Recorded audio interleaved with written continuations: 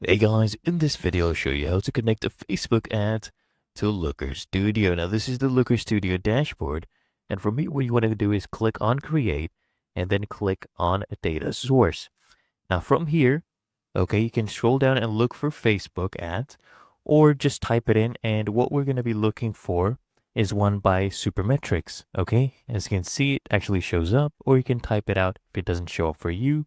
Just type in Facebook ads and use this one by Supermetrics. It's actually free. They give you a 14-day trial, right? It's the number one connector. So come here first, click on authorize. And this will open up a pop-up where you'll need to log in with your Google account. So just go ahead and choose your Google account right here. Okay. And we have basically authorized our Google account. Now, next we'll need to authorize our Facebook, basically log in, and it will be connected. So as you can see, my Facebook ads is actually connected, and I can choose, right, which account I want to use. So I'll come here, I'll just use all the accounts. If you want to use this one, this is my Airbnb page, or you can use your personal page as well.